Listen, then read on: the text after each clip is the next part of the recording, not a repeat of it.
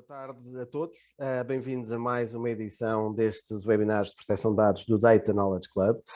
O último já foi há bem mais de um mês, tivemos aqui um hiato até por compromissos de cada um dos participantes, e este em particular marca uma data especial.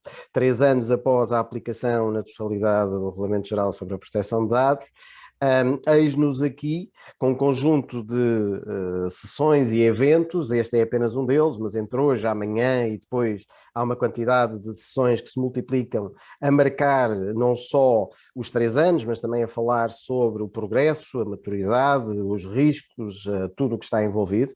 E, inclusive, têm sido publicadas algumas peças na comunicação social que fazem precisamente esse apanhado, sendo de sublinhar que em 3 anos, se calhar mais se poderia esperar, não houve se calhar um progresso tão avançado ou tão rápido quanto seria desejável, mas o caminho faz caminhando e, portanto, estamos convictos de que lá chegaremos.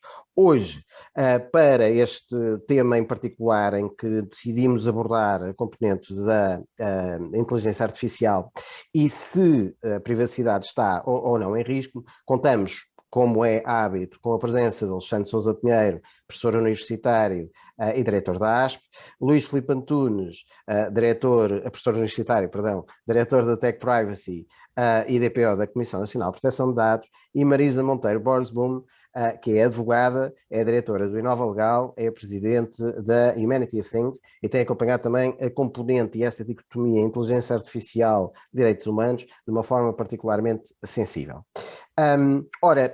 Sem mais demoras, portanto, vamos dar seguimento aqui, como já é hábito, à introdução, a uma introdução feita pelo Alexandre. É de sublinhar que, portanto, a componente da inteligência artificial é óbvio que tem riscos inerentes, como tudo o que implique pessoas, titulares, terá os seus riscos. Se não forem avaliados e identificados, esses riscos mais dificilmente serão mitigados ou anulados. Portanto, essa a pergunta é retórica, a questão é o que fazer para garantir que há um enquadramento, o conhecimento, a informação, a literacia e a preparação para que, de facto, estes impactos sejam cada vez menores. O Artificial Intelligence Act foi aprovado há cerca de há um mês, o draft em 21 de abril, se não me engano, e, portanto, Alexandre, pedia-te para, de uma forma, como tu só o sabes fazer, de introdução dos pontos mais importantes que achas relevante destacar. Obrigado. Obrigado, Filipe. Cumprimentos a todos os nossos participantes, um abraço a todos os nossos amigos, e iria começar por falar um pouco sobre esta proposta de regulamento, que é um pouco diferente daquilo que nós temos feito ao longo do tempo.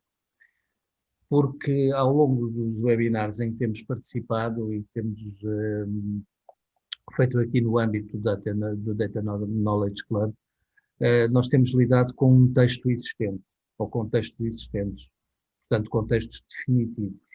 Nós aqui estamos a lidar com um texto que vai ser objeto, não tenho grandes dúvidas, de uma negociação intensa no âmbito europeu e, sem dúvida nenhuma, com a participação norte-americana. Portanto, há aqui uma componente política que eu não posso deixar de sublinhar neste elemento que aqui encontramos. Portanto, é um texto que me faz lembrar o RGPD em 2011, quando foi apresentada a proposta. Portanto, o RGPD apresentado em janeiro, em 2012, aliás, mas quando é apresentado em janeiro, o que se vê é um texto que depois vai ter diferenças substanciais relativamente àquilo que acabou por ser o texto final. Nós aqui temos uma proposta que, num sentido, é uma proposta de um regulamento, e aqui os parágrafos iniciais explicam-nos bem porque é que se pretende que seja um regulamento.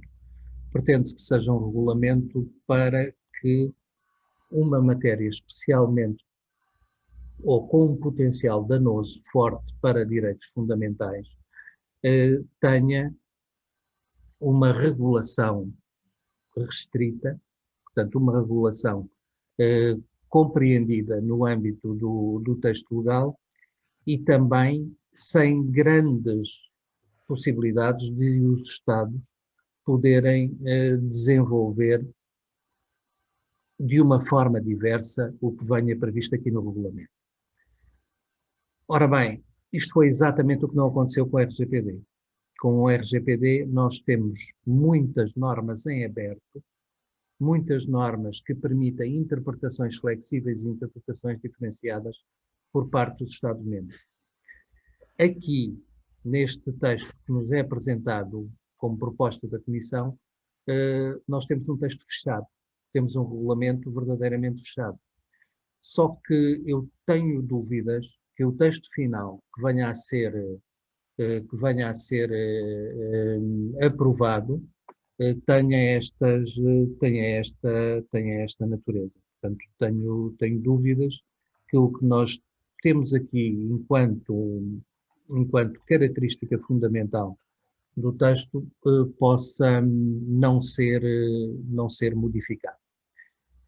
É importante nós vermos qual é, isto tem que ser dito, estas matérias podem ser um bocadinho áridas, mas têm que ser ditas, a base legal deste regulamento é o artigo 104 do Tratado de Funcionamento, ou seja, está ligada à construção do mercado interno dentro da estratégia digital comum que tem o início que todos conhecemos. Além disso, toma-se em consideração também como base legal, uma vez que estão aqui matérias relativas a direitos fundamentais e a direitos previstos na Carta de Direitos Fundamentais, o artigo 16 do Tratado de Funcionamento.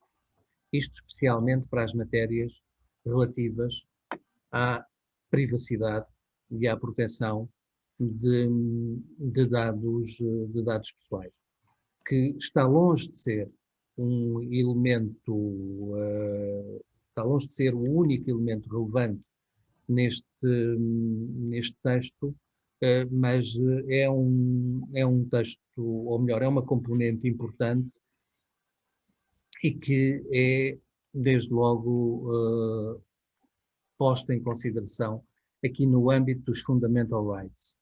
É importante nós, neste ponto 3, número 5, verificarmos que a própria Comissão reconhece as características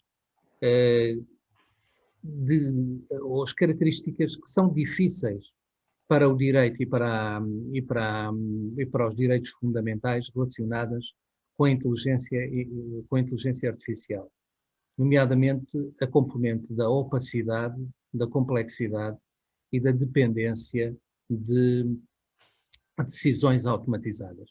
Portanto, este conjunto de elementos vai fazer com que nós tenhamos neste regulamento algumas especialidades que nós até agora não tínhamos encontrado em textos da União Europeia. Eu estou a lembrar-me, por exemplo, da figura da Responsible Innovation, que tem uma projeção no artigo 13 e no artigo 15 e no artigo 16 do regulamento, ou desta proposta, é melhor dito desta forma, e que aponta para situações em que há limites. Portanto, há um limite da utilização da inteligência artificial, isto nos casos em que ela não é por este texto, não é possível, quer nos casos de high risk, em que é possível, mas tem que se passar por um procedimento relevante que toma em consideração também o anexo 3 a esta proposta. Portanto, é muito importante nós vermos o texto e vermos também as propostas. Logo aqui no artigo 1º, portanto, quando estamos a falar no âmbito subjetivo do regulamento, nós verificamos que existem proibições relativamente a certas práticas de inteligência artificial. E depois nós temos um procedimento especializado para a utilização das high-risk Artificial Intelligence Systems. Ora bem, estas matérias estão, como vos disse, previstas no anexo 3, ou no anexo 3º, e dizem respeito, vou apenas referir a alguns dos aspectos, à identificação biométrica em tempo real e pós-remota, à utilização em infraestruturas críticas, portanto, destes elementos de inteligência artificial, e, portanto, isto significa que não estamos apenas no plano dos direitos fundamentais nem da privacidade, à educação e às escolhas profissionais, a matérias como o emprego, a matérias como law enforcement, a matérias como o controle fronteiriço, a administração da justiça e também matéria eleitoral. Ora bem, em todos estes temas, nós estamos dentro deste high risk artificial intelligence. Portanto, não estamos dentro do proibido, mas estamos dentro do que é risco neste plano. É um texto longo, tem mais de 80 artigos e mais de 80 considerandos. Não é tão longo como o RGPD, mas é um texto muito denso e, portanto, isto vai ter que ser muito estudado. E um dos pontos que vai carecer de estudo e análise, e o Luís está aqui também para nos ajudar sobre isto, é o próprio conceito de inteligência artificial que está aqui presente no artigo 3º, número 1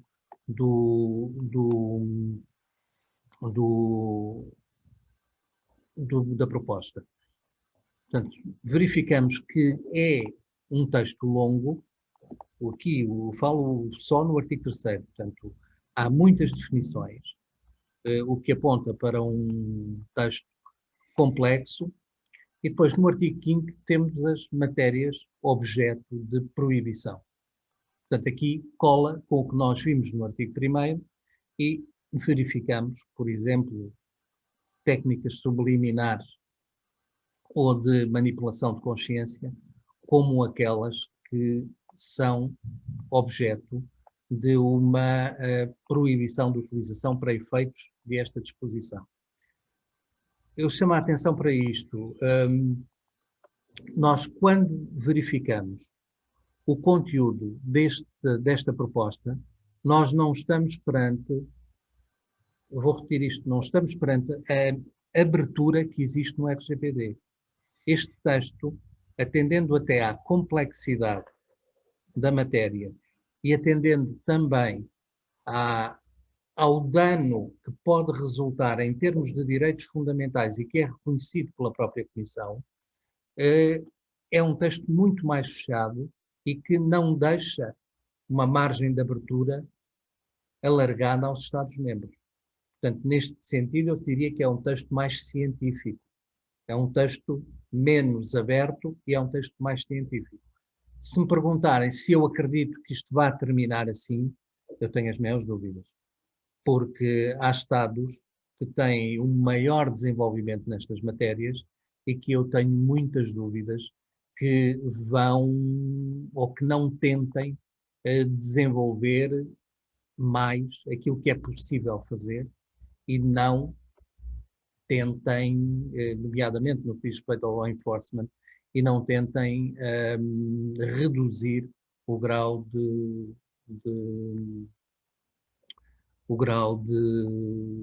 fecho que este texto tem. No artigo 6º temos a matéria dos sistemas, portanto, da Artificial Intelligence no que diz respeito aos sistemas, e no artigo 10º temos a Data Governance, e é daqui também que vamos retirar modelos que vão obrigar à utilização, vão ser de obrigação ou de utilização obrigatória nos casos das matérias de high risk. Nós vamos encontrar no artigo 13 uma norma típica muito parecida com aquilo que vamos encontrar com o direito de informação no RGPD. Portanto, aqui a transparency é um dos objetivos através dos quais se pretende que um indivíduo possa saber até que ponto é que está a ser utilizada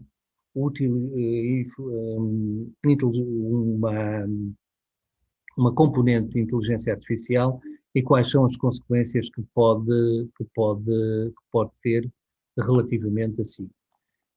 Pois estes elementos são elementos próprios do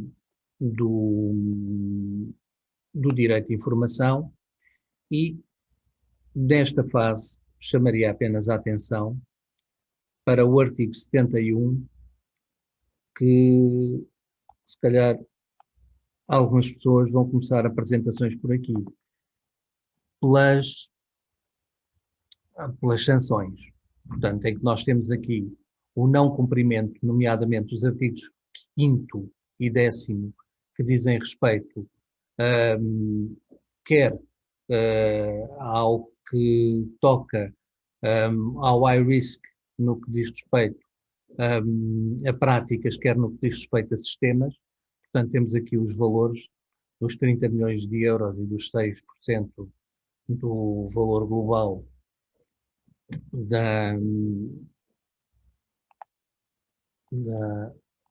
da empresa, e depois vamos ter aqui um outro valor também de 20 milhões e de 4%. Portanto, e depois vamos ter outro tipo de sanções aplicadas. Portanto, o que é que nós temos aqui? Nós temos que o RGPD vai ter uma grande influência em toda esta legislação, não só atendendo ao modo como vai estruturar e como vai fazer com que seja estruturada esta legislação, mas também no que diz respeito à própria organização do texto. No que toca a esta matéria em concreto, parece-me especialmente interessante a ideia da responsible innovation, a ideia de estabelecer limites à utilização de um conteúdo científico, à consideração dos direitos fundamentais como limite à atividade científica, isso parece-me que também está aqui presente, e depois a garantia de que deve existir por parte dos interessados um conhecimento exato daquilo que está a ser utilizado em termos de inteligência artificial. É uma matéria que vai obrigar a muito estudo, a muito trabalho, o tema é muito pesado, mas é mais uma matéria em que o direito e a tecnologia vão ter que andar juntos, porque então aqui vamos ter uma aplicação forte no domínio do law enforcement. E o law enforcement, chamado para a língua portuguesa como direito penal, não é compaginável com uma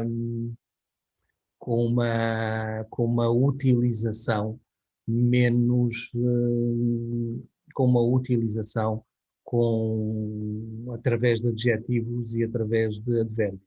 Portanto, temos aqui, de facto, um trabalho longo, um trabalho interessante a desenvolver e a desenvolver ao longo de algum tempo. Portanto, Filipe, devolvia e vou interromper. Ok, obrigado Alexandre, pelo resumo. Levantaste aí várias questões que cada uma delas daria para debater e detalhar. A parte esta que alertaste das multas, de salientar que são 50% mais do que aquelas apresentadas, valores redondos, gordos, aqueles que as pessoas começaram a falar e que assustaram toda a gente. Portanto, se assustaram nessa altura, muito provavelmente isso também vai ser motivo para susto agora, a não ser que haja o enquadramento, mais uma vez, e a maturidade suficiente. Penso eu e espero eu que o trabalho que tem sido feito no âmbito aqui da conformidade com a proteção de dados e privacidade já faz com que as pessoas olhem para estes enquadramentos e coimas e sanções, etc., de uma outra maneira. Primeiro porque percebem que nem tudo é imediato, não é? Nem tudo era a necessidade de gerir os consentimentos no dia 25 de maio, com uma batelada de e-mails enviados a tentar garantir esse consentimento à força. E depois, passados estes 3 anos, portanto, se olharmos aqui para a componente de sanções aplicadas, penalidades pecuniárias, etc., aplicadas, Portugal, comparando com os restantes países, está um dos que menos terá aplicado. Mais uma vez, falaste de várias coisas, a invasão de privacidade, tratamento automatizado são os riscos, ou alguns dos riscos que mais facilmente se conseguem identificar na utilização da inteligência artificial. Deixava-te só uma pequena pergunta antes de passarmos aqui para o Luís. Fizeste um paralelismo com o RGPD, portanto um primeiro draft, um primeiro rascunho em 2012, 4 anos depois foi aprovado e com um hiato de 2 anos para enquadramento, implementação, em 2018 foi totalmente aplicado. Parece-te que do draft até à aprovação estaremos também num período de 4 anos, ou a participação, a sensibilidade e a emergência, porque as cidades inteligentes estão aí, a mobilidade está aí, portanto, nós não podemos ficar à espera 4 anos por uma aprovação e uma discussão de draft de regulamento para regulamento. Portanto, em quanto tempo, se é que gostas de futurologia, em quanto tempo é que... Um dos elementos que estive atento foi às reações a esta proposta. As reações foram de uma forma geral, mas de uma forma muito significativa, muito positivas. Portanto, isto é um texto que se vê que é um texto muito trabalhado, mais trabalhado do que era o RGPD em 2012. Portanto, eu acredito que nós possamos ter um texto, um regulamento, dentro do prazo de 2 anos. Acredito que nós possamos ter, no máximo 2 anos, mas até acredito que isto possa ser mais rápido. O aspecto que me leva a pensar que possamos demorar um pouco mais é o capítulo político do debate. E o capítulo político, atenção, não é o capítulo político, é o capítulo político-económico, não é o capítulo político no que diz respeito aos direitos fundamentais. Isso aí, enfim, não é para proteger, não é para proteger direitos fundamentais que existe o RGPD, nem que existe a diretiva, não é para proteger, melhor, é para concretizar o mercado interno, e isto aqui também é essa a grande conclusão que nós temos que tirar, não é? Mas aqui o que me parece é que o texto está muito estruturado e vai haver quem queira colocar aí, portanto, haverá bons juristas, que há uma coisa em direito que é o fumus bonus iuris, que é a aparência de bom direito, que há quem traduza mal por fomos bons juristas, mas haverá quem vá tentar introduzir uns nomeadamente e uns especificamente e permitir que os Estados tenham uma competência, como aparece, por exemplo, no artigo 9, número 4 do RGPD, relativamente à saúde, etc., em que mesmo em matéria sensível aos Estados é dada uma competência muito alargada e fugindo do direito da União Europeia. Portanto, aqui vamos ter essa componente política. Mas o texto é preciso, como tu referiste muito bem, o texto é preciso, a realidade pede-o, e o texto está muito bem estruturado, quer dizer, o texto está muito conseguido. Está aqui muito trabalho e eu não acredito que isto vá demorar muito mais tempo. Muito bem, muito bem. Então, Luís, sem também mais demoras, obviamente este é um tema que tens acompanhado de perto e eu tenho acompanhado muitas das tuas intervenções sobre o tema. Já antes das pessoas juntarem as duas temáticas, proteção de dados e inteligência artificial, já me recordo de ter ouvido em algumas sessões a alertar para os riscos, cuidados, e inclusive tens acompanhado de perto esta discussão. Como é que tu vês esta urgência? Portanto, deixava-te com a última pergunta, com a pergunta que fiz ao Alexandre, como início da tua, se quiseres responder. Caso não queiras, porque não há nada a acrescentar, não sei, deixa a tua prerrogativa. Acho que seria interessantíssimo ouvir da tua parte, portanto, uma definição, um contexto daquilo que é a inteligência artificial, porque estamos a falar de inteligência artificial um bocadinho etéreo, portanto, há quem tecnicamente saiba o que é, há quem fale disto em conceito e que efetivamente tenha alguma dificuldade em materializar. Boa tarde a todos. Antes de mais, cumprimentar-te a ti, Filipe, ao Alexandre. É sempre um gosto estar a debater estes temas com o Alexandre. E concordo com o último comentário que ele fez também, com todos, em particular o último, o RGPD, de longe foi, em minha opinião também, para garantir direitos fundamentais do cidadão. Acho que o grande driver foi meramente o ecossistema de dados na Comissão, no espaço europeu, e pelo caminho, quem se preocupava com direitos fundamentais acabou por ter uma externalidade positiva neste caso, não é? Mas o drive não foram os direitos fundamentais de todo, e eu estou de acordo com ele. Basta ver o comunicado de imprensa do Comissário Europeu, quando foi aprovado, em que ele diz: então vamos construir uma economia aqui vibrante à volta dos dados. Portanto, e isso diz tudo, já não precisamos de mais. Cumprimentar a Marisa, é sempre um prazer estar em palestras com a Marisa, principalmente porque me apetece provocá-la um bocadinho hoje. Portanto, vou gastar aqui 10 minutos a provocar a Marisa com alguns exemplos de vieses de inteligência artificial que afetam as senhoras. E a Marisa depois vai-me bater, mas não bate a mim, bate à inteligência artificial. Ora bem, eu queria falar e começar a falar um bocadinho sobre o que é inteligência artificial. E eu hoje decidi mudar para ir buscar uma definição um bocado mais rebuscada. Eu vou buscar um gráfico que foi publicado no British Medical Journal, portanto, vou buscar um gráfico, já vou ampliar isto, só vos queria dar a referência, Complexity and Clinical Care, e o gráfico amplificado é este. Então, o que é que representa este gráfico? O que nós temos no eixo do X é o grau de certeza sobre uma determinada patologia que um determinado doente tem, e o grau de certeza varia entre elevado e baixo ao longo do eixo do X. Ao longo do eixo do Y, nós temos o grau de concordância entre médicos, ou seja, dois médicos que estejam a ver o mesmo paciente com a mesma patologia, qual é a concordância? E a concordância também varia entre o elevado e o baixo. E o que é que estes médicos explicavam no artigo Complexity and Clinical Care relativamente a este gráfico? O que eles explicavam é que se o grau de certeza daquilo que estavam a observar fosse elevado e o grau de concordância entre os médicos fosse elevado, estávamos no domínio do simples, e para isto existem guidelines. Ou seja, existem já guidelines estabelecidos do ponto de vista de prestação de cuidados de saúde, e qualquer que seja o médico, ele vai prestar um bom cuidado de saúde, porque já temos guidelines. À medida que o grau de certeza diminui e à medida que o grau de concordância entre os médicos diminui, nós vamos entrando na zona de complexo, e eu hoje queria centrar aqui na zona do caótico. O que é que significa a zona do caótico? Significa que estamos mediante um caso em que o grau de certeza dos médicos é baixo e o grau de concordância também é baixo. E qual é a recomendação que os médicos dão, que os autores do artigo dão? A recomendação é a procura de padrões. E eu queria centrar a minha definição de inteligência artificial exatamente em procura de padrões. Se há 40 anos atrás nós tivéssemos o mesmo paciente que temos hoje, a prestação de cuidados, nós íamos dizer: vamos procurar aquele que é um bom médico. E o que era um bom médico na altura? Que continua a ser, na minha opinião, um bom médico hoje.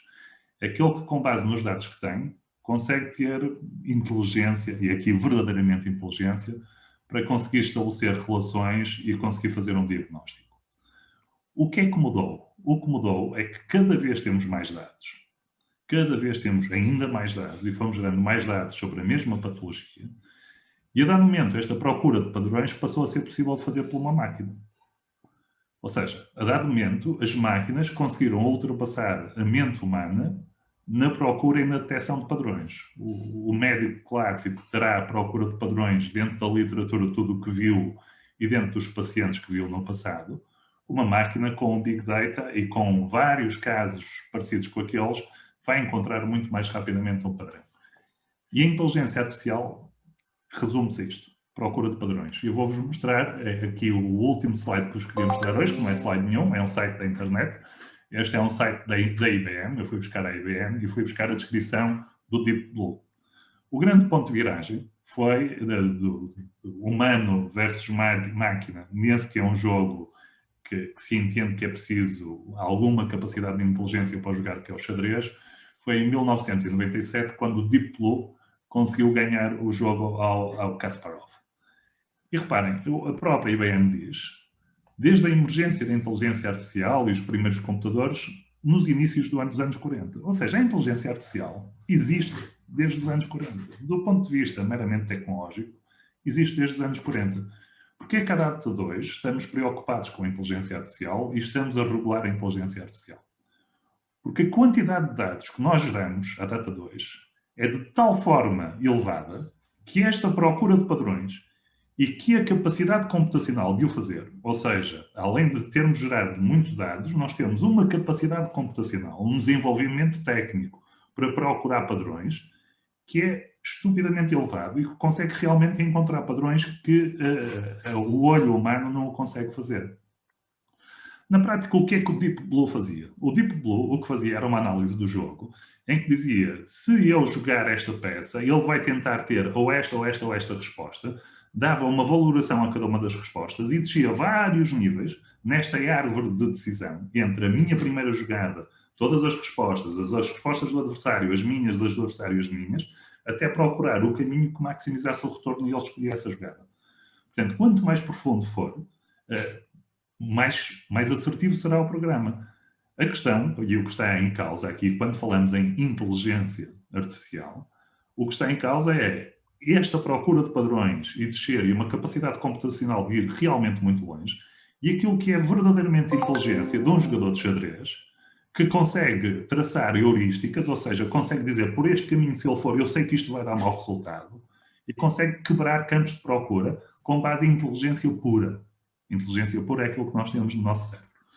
Portanto, inteligência artificial, na minha opinião, Big Data e uma elevada capacidade computacional. E porquê é que estamos a falar, então, sobre inteligência artificial e relativamente a direitos fundamentais?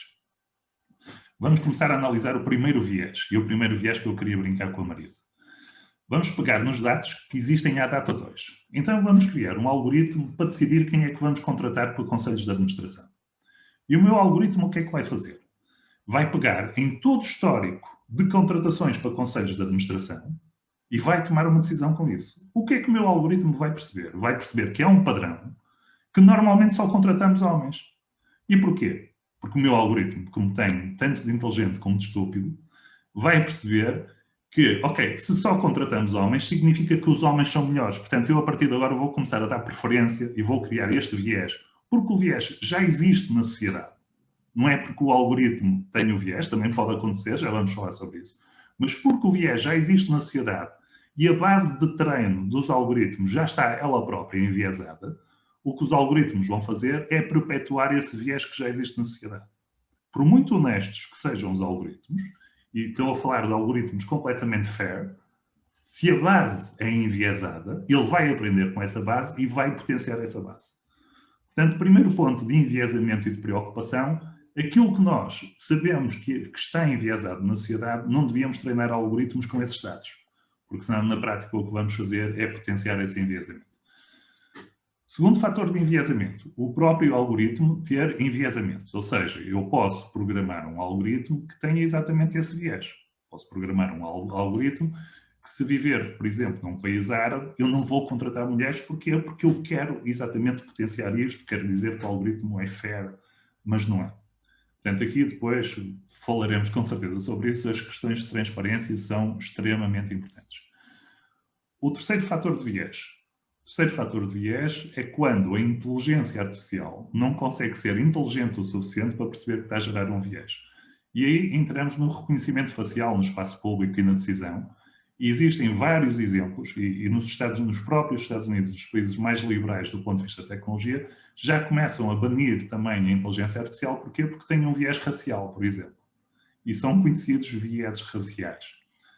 Portanto, eu diria que, do ponto de vista de inteligência artificial, o que me preocupa genuinamente é a componente do viés social que pode ser gerado E depois a componente, e como vimos no Cambridge Analytica, de manipulação da sociedade, que era o que o Alexandre estava a espelhar daquilo que estava nesta proposta, de manipulação da sociedade e de alguma forma condicionar a sociedade. O que se passou nas eleições nos Estados Unidos, o que se passou no Brexit, é realmente preocupante se queremos construir este tipo de soluções. Eu costumo brincar, e já agora deixem-me só, é a última referência que faço, e só gasto mais um minuto, e dizer que o problema não está na tecnologia. O problema está nas ciências sociais, está nos psicólogos, que perceberam que podiam usar a tecnologia no sentido de manipular a população. Portanto, o problema não estava no Facebook, o problema aqui do Cambridge Analytica foi quando as ciências sociais perceberam o que conseguiam fazer com a tecnologia para manipular a sociedade. Como em tudo na vida, não é? No desenvolvimento tecnológico, nós fazemos o desenvolvimento tecnológico com um determinado objetivo, mas é óbvio que existem sempre objetivos antagónicos que podem ser atingidos com este tipo de tecnologia. Portanto, eu parava aqui, Filipe, dava espaço à Marisa para me bater um bocadinho. Antes mesmo só, Marisa, de responderes, obrigado, Luís. Tiveste a oportunidade de referir, obviamente, a componente de ética e já há pouco o Alexandre também tinha referido a componente da transparência.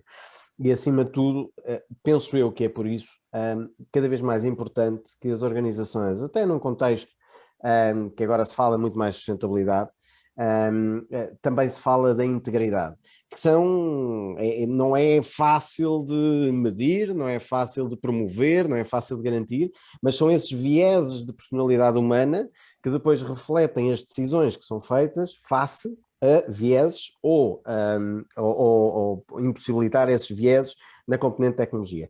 Em termos de Big Data, celebremente há quem fale dos 3 Vs, há quem fale dos 5 Vs, há quem fale dos 7 Vs, o mínimo de Vs que permite, de alguma forma, definir aqui a evolução cada vez mais rápida, de facto é o volume, a variedade e a velocidade. E isto não vai parar, até porque a computação quântica ainda não é bem uma realidade, mas está aí ao virar da esquina.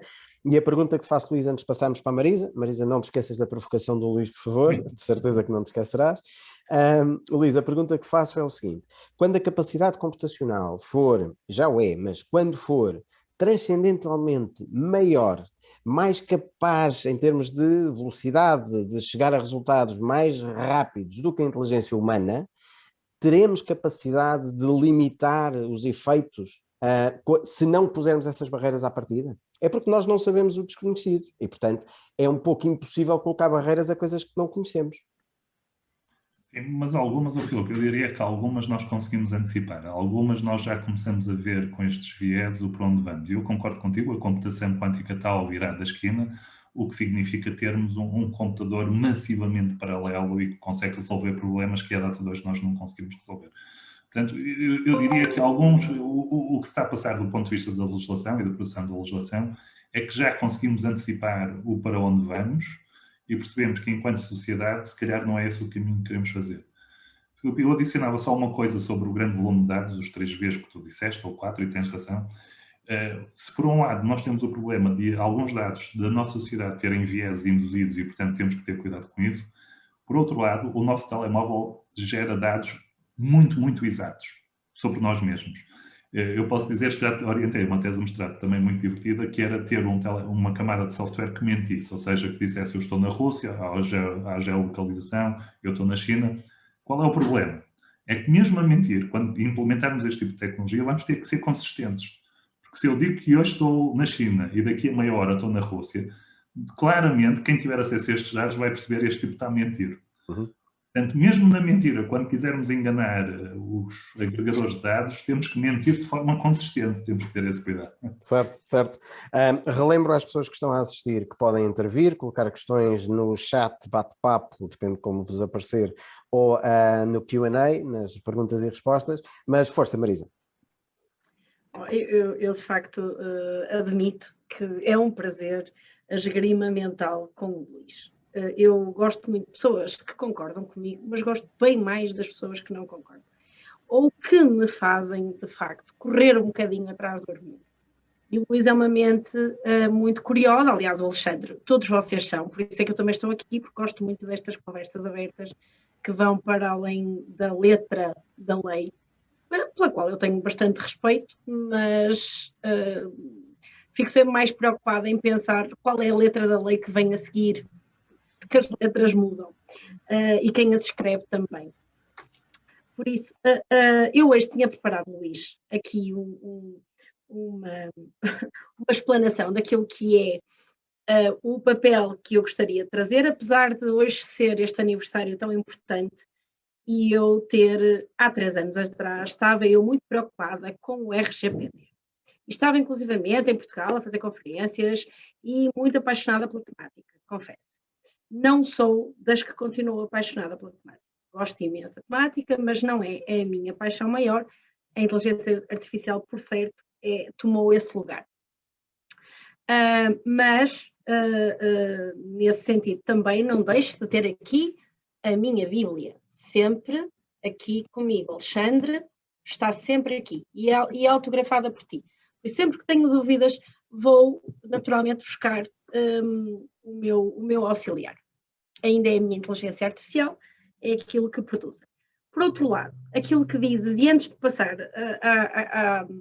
à pequena apresentação que eu fiz até para me guiar, porque não é fácil, que num tema destes não é fácil, de certeza, como é óbvio a tua provocação, nem provocação é já, não é? Nós sabemos que a qualidade dos dados, no sentido até daquilo que vai perpetuar, é um problema, e nós sabemos que, assim como outras áreas da ciência, há um caminho muito grande a fazer, nomeadamente ao que é ajustar o mundo ao feminino. Nós sabemos, por exemplo, que nas pesquisas científicas, nomeadamente em sede de medicamentos, as amostras eram sempre, ou quase sempre, de homens, e por isso as dosagens depois para nós eram sempre diferentes e não ajustadas a nós. Por isso, esse mundo também é um mundo que está, não é só na inteligência artificial. Eu até acredito que possamos ter um machine learning que detecta biases de outros machine learning, não é? Eu acho sempre que no mundo que nós não sabemos o que estamos a fazer, devíamos sempre ter o antídoto. Isto é tipo um veneno, não é? Crias o veneno e crias o antídoto.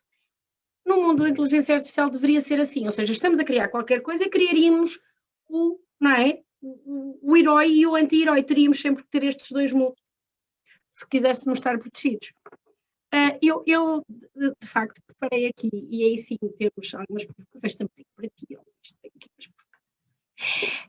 mas preparei aqui uma pequena apresentação, simplesmente para não me perder.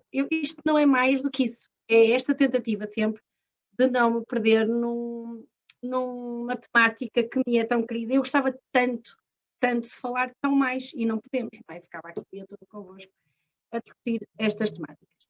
E então, hoje, acima de tudo, também quis trazer-vos a Humanity of Things.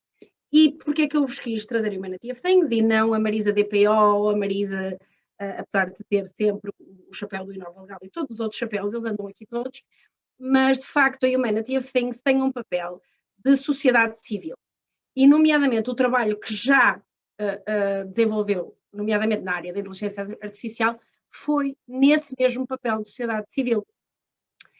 E o foco, se tudo começa por uma pergunta, nomeadamente no mundo da ciência também começamos sempre com um ponto de interrogação, aquilo que está na base desta organização é: sabemos o que temos que saber? Sabemos o que temos que saber? Ponto de interrogação. Eu acho que não.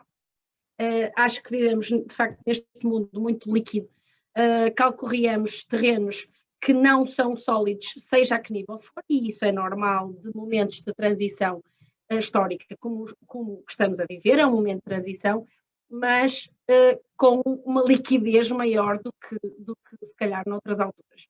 E por isso é neste papel que estamos aqui, naturalmente que não vos vou também amassar muito com isto, e o Filipe já me apresentou, fica só esta nota de que a menção que eu fiz ao trabalho que a Humanity of Things já teve foi, nomeadamente, num documento que ainda não posso partilhar convosco, espero poder partilhar em breve, mas ainda não é público, ainda não o posso mostrar, e que foi o documento resultado do trabalho da Task Force do CEPS, do Center for European Policy Studies, que tocou AI e Cybersecurity, e este Industrial Resilience é uma outra Task Force. Então, esta task force que vos estou a falar é só sobre AI e cybersecurity e que muito em breve presumo que poderei partilhar e quiçá se não nos voltamos a encontrar.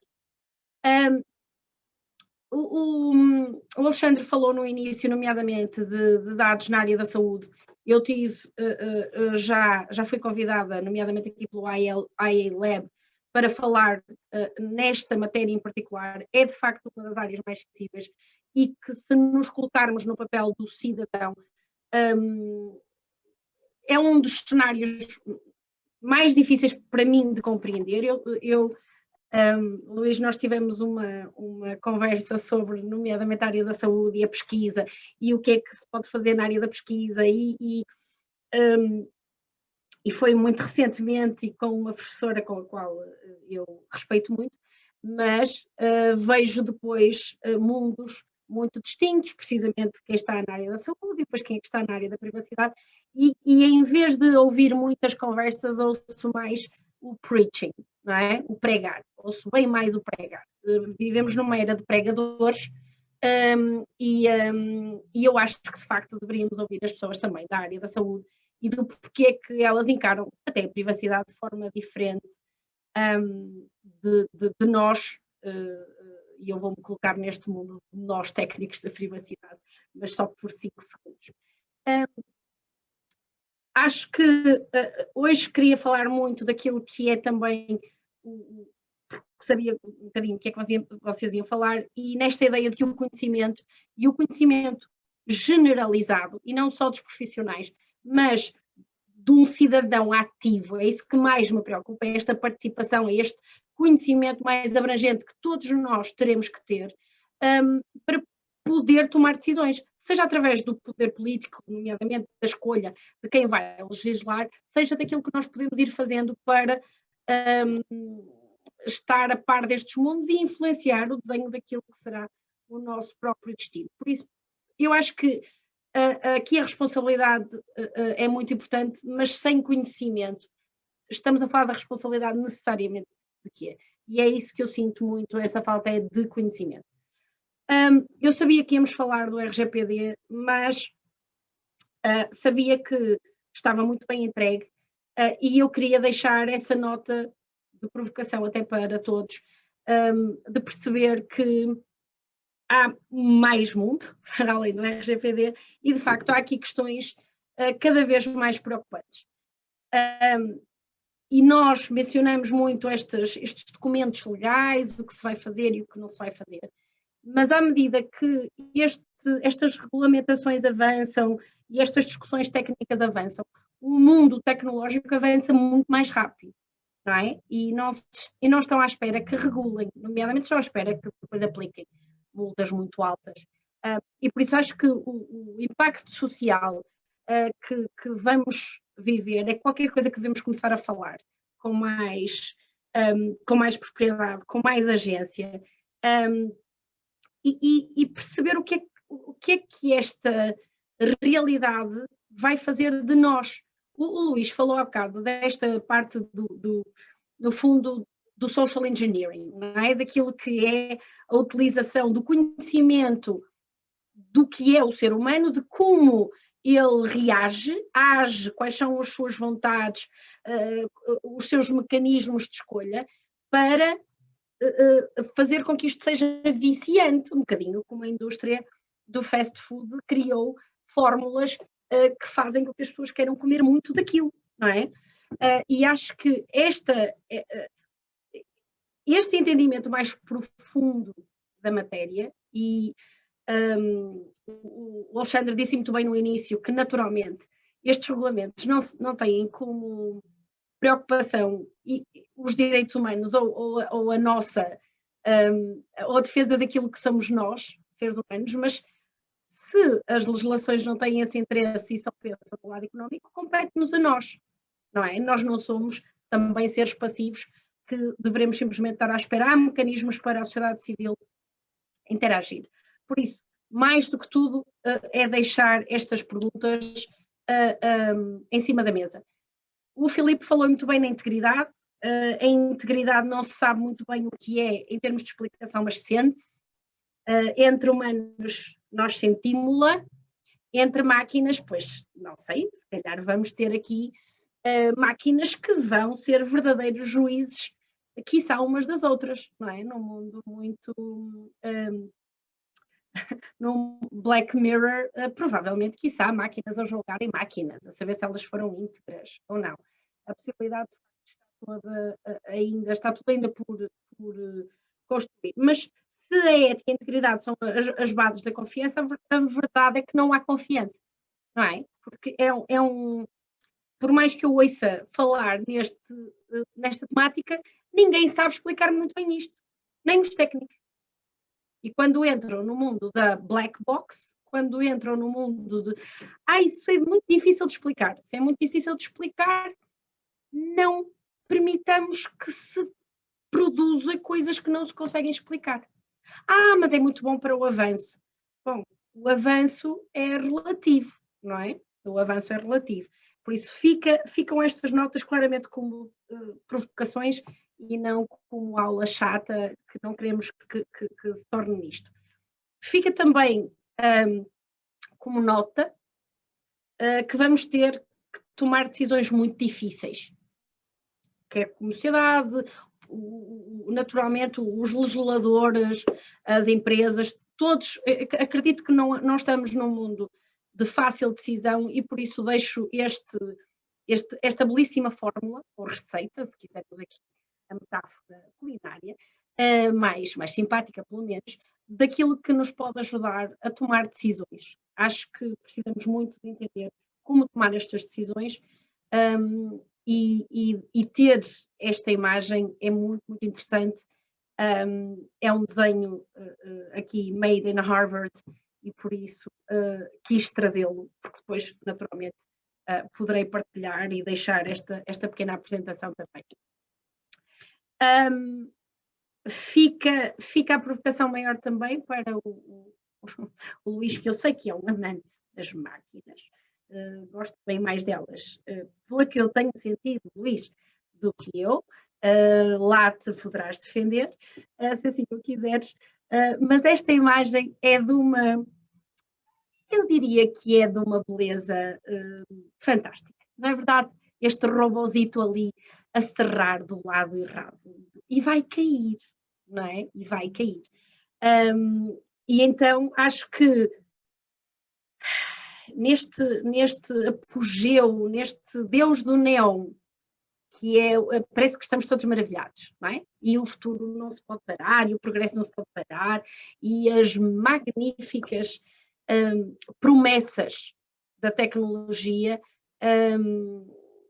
que podem, de facto, criar cenários tão maus. Aliás, uma das coisas que hoje, um ano depois, podemos dizer é que as conversas antes da pandemia sobre o futuro, o que seria o trabalho em casa, o que seria um mundo mais digital, tantas promessas, ia ser tão fantástico. E todos nós sabemos que afinal, se calhar nós não gostamos tanto daquilo que vivemos, não é? Por isso, um mundo mais humanizado, com uma inteligência humana em esteroides, é qualquer coisa que me interessa bastante, não é? Que como é que conseguimos potenciar o que somos e manter a nossa humanidade. E fica aquela provocação também, não é?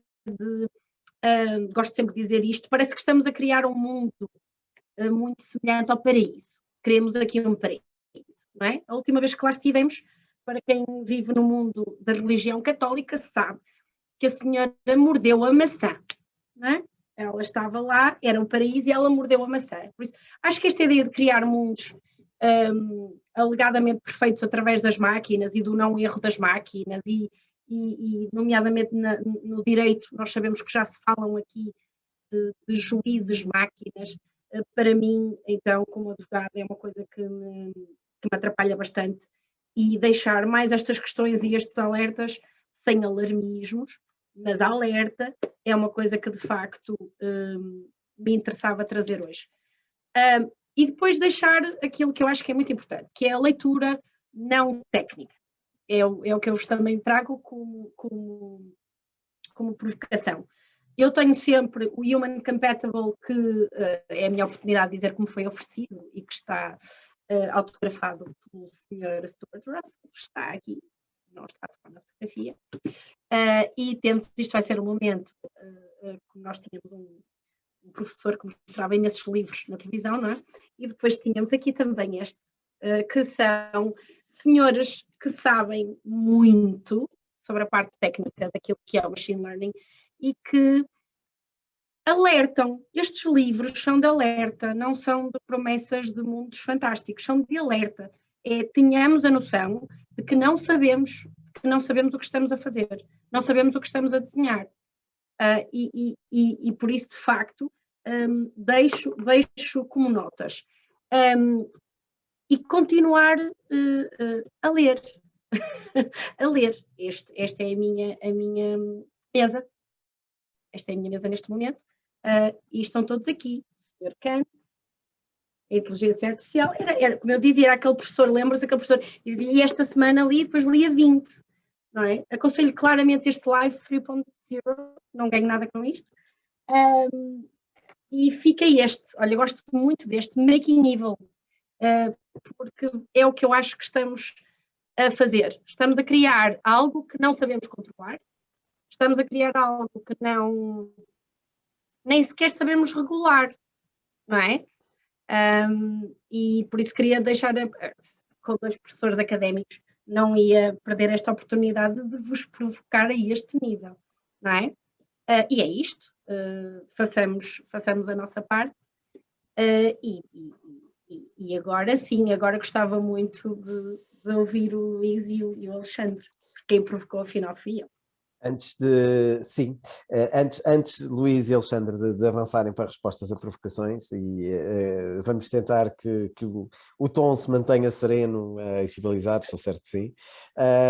Não, só para dizer o seguinte, é óbvio que estas temáticas são sempre extraordinariamente complicadas, porque das duas uma, ou se fala especificamente ao detalhe em termos jurídicos de legislação, então entramos em discussão que não era num webinar de 1 hora e meia que vamos conseguir chegar a algum lado, ou então falamos de uma componente técnica que também não é num webinar de 1 hora e meia. Portanto, teríamos sempre que tocar de forma superficial alguns dos aspectos, e é uma primeira conversa de várias reflexões que têm acontecido e que não aconteceram. No entanto, Marisa, do teu ponto de vista, e precisamente por seres uma pessoa do direito, mas que tem esta componente e já há algum tempo dedica o seu tempo e o seu esforço a pensar de que forma é que há um impacto social, e tu referiste-o várias vezes, é importante destacar, parece-me, aqui algumas mensagens interessantes de desafio e de provocação que deixas, designadamente como é que a sociedade civil quer ou não quer, está sensível ou não está sensível, e como é que vai intervir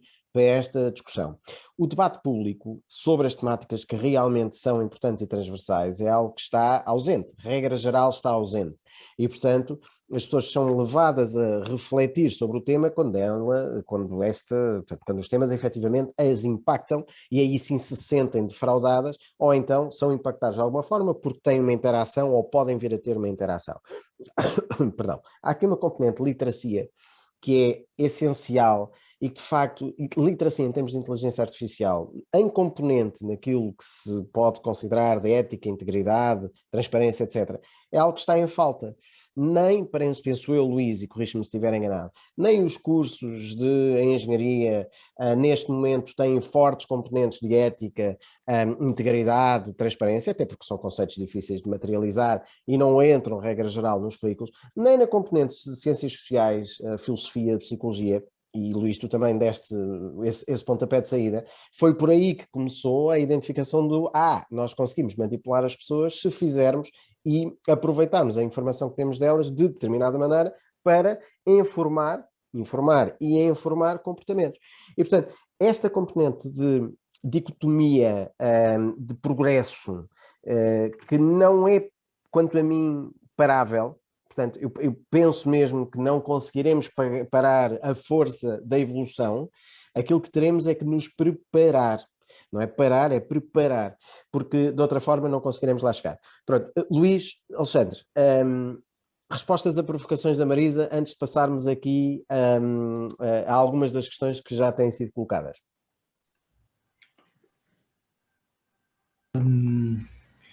Há aqui um aspecto e que toca qualquer coisa que nós temos todos falado, que é a da utilização da ciência, da utilização da tecnologia como produto científico, de modo a afetar direitos fundamentais e de estarmos a trabalhar com áreas do conhecimento, portanto, chamadas ciências moles, mas as chamadas ciências que não é por isso que deixam de ser mais relevantes, mas que têm este objetivo, que é exatamente o que tu disseste: não conseguimos paralisar a evolução, nem sei se queremos paralisar a evolução, possivelmente nem queremos paralisar a evolução. O que nós não queremos é que exista uma utilização indevida daquilo que nós conhecemos, daquilo que nós descobrimos em termos científicos. Ora, o que eu encontro neste texto, neste regulamento, é exatamente a proibição da utilização da inteligência artificial enquanto produto científico em determinadas áreas, e considerar que outras áreas são de alto risco, e sendo de alto risco tem que se verificar muito bem, inclusivamente através de códigos de conduta e através de entendimentos que são sujeitos também a uma avaliação por autoridades de controlo, saber se estamos ou não dentro daquilo que é permitido, mas aqui existe a preocupação de, não parando a evolução, porque não se diz aqui que nada do que seja descoberta científica é proibido, e se dissesse era tolo.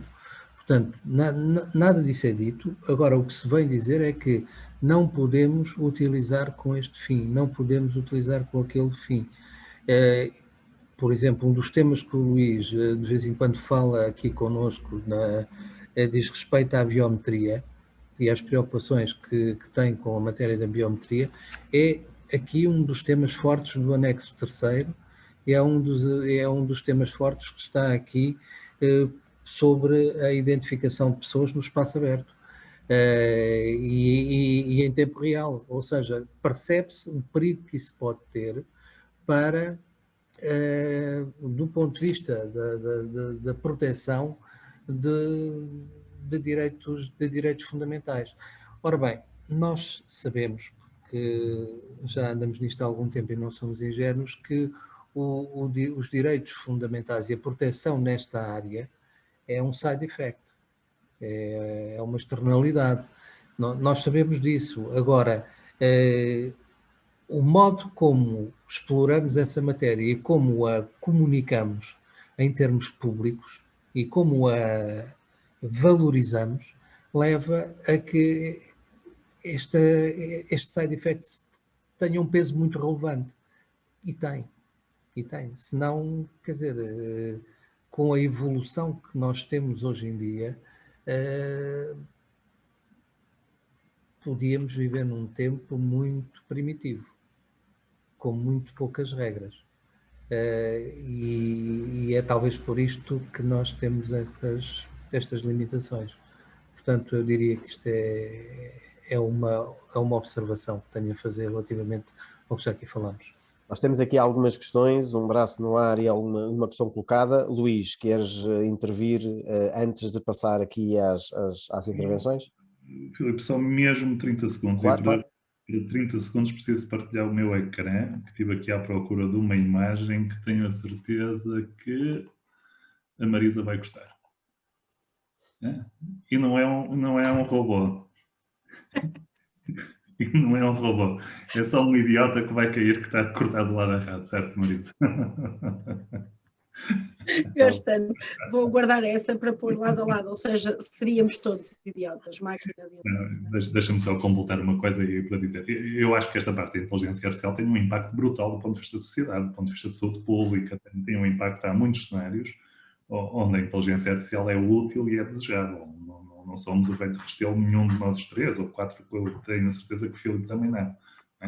Aquilo que temos que ter é alguns cuidados em alguns cenários que para nós já se começa a desenhar como viável o impacto em direitos fundamentais. Não é? Claro, claro.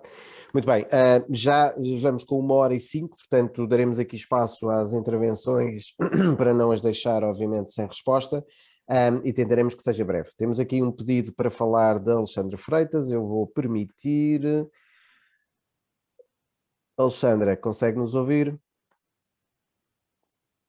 Nós é que não a conseguimos ouvir. Se ativar o som, conseguirá falar.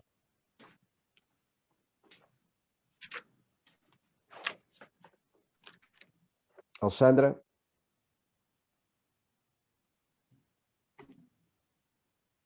Não deve estar perto do computador. Se tiver a oportunidade, neste momento já pode ativar o seu microfone, portanto esteja à vontade. Entretanto, vou dar seguimento aqui a uma das perguntas que foram colocadas por parte da Filipa Moreira, que diz o seguinte: portanto, a inteligência artificial levanta várias questões, mas também faz renascer outras mais antigas. Uma velha questão de direito, que é o de saber quem guarda o Estado, e parece-me que se aplica inteiramente aqui. Por outro, acrescenta outras tais como a proteção e segurança massiva de dados, onde se encontram os dados pessoais. Também sendo certo que não é possível diminuir a velocidade de implementação dos processos e sistemas de inteligência artificial, ainda assim é importante perceber que ferramentas têm, por exemplo, os encarregados de proteção de dados, ao seu dispor, para conseguir verificar o grau de conformidade que um processo que envolva inteligência artificial, portanto, de um processo que envolve a inteligência artificial, e até que ponto é que os seus riscos impactam na esfera da privacidade do titular. Ora, vou fazer aqui um pit stop, a pergunta é mais longa, já vejo se haverá espaço para continuar com a questão. De qualquer forma, há aqui dois pontos que me parecem relevantes desde já colocar para recolher contributos. Um deles é a componente o tal quem guarda o Estado e, portanto, sobre quem é que recai a responsabilidade quando efetivamente as coisas correrem mal. E há aqui uma outra questão, que é que ferramentas é que os encarregados de proteção de dados poderão utilizar para aferir o risco e o impacto. Eu diria, avaliações de impacto é, obviamente, aquilo que necessariamente terão que ser feito. Se forem adequadamente feitos, são identificados os riscos e identificadas as medidas de mitigação. De qualquer forma, eu começaria na primeira questão pelo Alexandre. Depois, se alguém quiser comentar, faça favor, e passaria na segunda questão ao Luís, e se alguém quiser comentar, faça favor. Portanto, Alexandre, em termos de quem guarda o Estado, e nessa problemática da inteligência artificial, onde é que a responsabilidade acaba por recair? Tens o microfone desligado. Obrigado. O que eu estava a dizer é que nós temos um quadro institucional aqui também neste texto, neste regulamento. Temos um quadro com autoridades nacionais de controlo e também temos uma autoridade europeia de controlo. Portanto, reparem que há muitos elementos que vêm da proteção de dados aqui para esta. Eu não digo do RGPD, porque isto já existia antes do RGPD, não é? Com o grupo do artigo 29 e com as autoridades nacionais de controlo. Portanto, esse mecanismo das autoridades nacionais e da autoridade europeia continua a existir aqui nesta matéria. Reparem que nós nós vamos sempre chegar a um ponto em que não há guarda. Não há guarda. Depois de uma decisão errada do Tribunal Constitucional, ou de uma decisão que seja de manutenção de uma norma inconstitucional em vigor do Tribunal Constitucional, não temos solução no ordenamento jurídico português, nem nacional nem internacional. Por exemplo, nós temos decisões com as quais podemos discordar, e com boas razões, do STJ, e não há questão nenhuma de constitucionalidade. Portanto, e não temos como superar. Portanto, podemos dizer que as autoridades de controlo são o limite. E as autoridades de controlo e depois, evidentemente, o Tribunal. Força, Marisa. Força. Quando eu estive a ver esta estrutura, nomeadamente, como disseste muito bem, que vai fazer uma mímica, ou quase uma tentativa de uma mímica, ou que foi a estrutura do RGPD, mas eles aqui dizem que esta AI Board, não é, vai ser composta por representantes dos Estados-membros, mas que aqui quem vai liderar, no fundo, vai ser a Comissão e depois que serão os Estados-membros que vão fazer aqui a parte do enforcement e das sanções. Mas a minha pergunta para ti é, no que toca ao RGPD já havia de alguma forma estruturas nacionais, não é? Como é que tu vês a criação de algo muito de novo, não é? Aqui temos que pensar em mecanismos próprios de autoridades independentes. Portanto, isto vai ter que ser uma autoridade que tenha um regime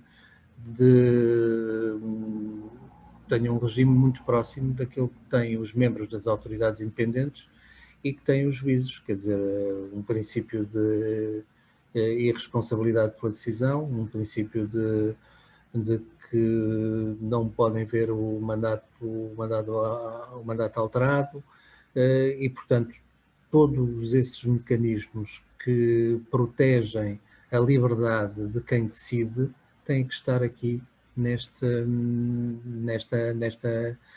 entidade, senão o que temos é uma dependência do governo. E atenção que muitas autoridades de controlo antes do RGPD eram dependências governamentais. Não me esqueço, por exemplo, na Áustria, uma vez, que estive na autoridade de controlo austríaca, que era dentro do Ministério do Interior. Dentro é lá dentro.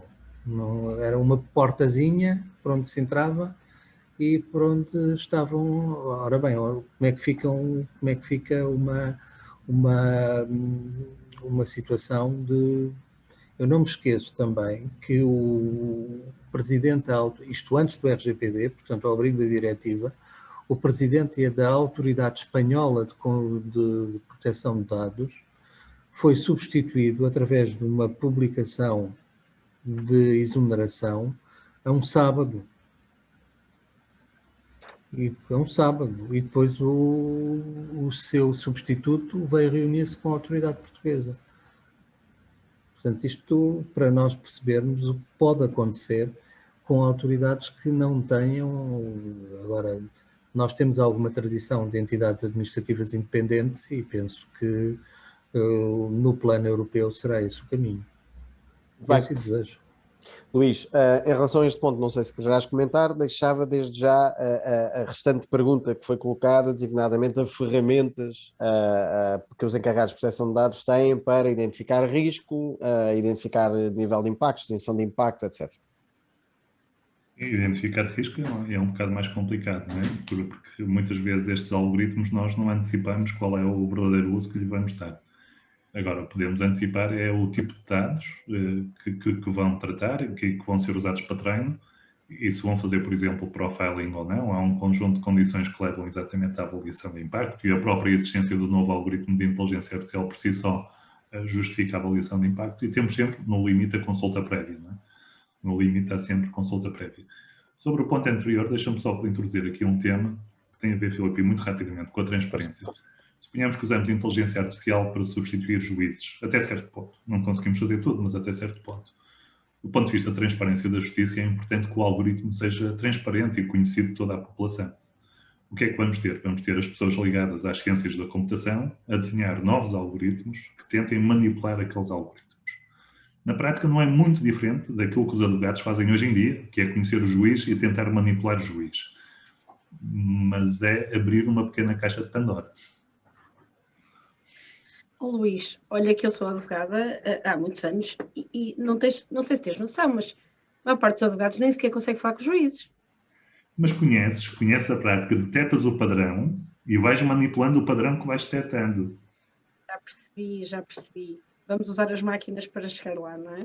Não. O que eu estou a dizer é que as máquinas vão fazer o mímico disto, mas vai ser pior, não é?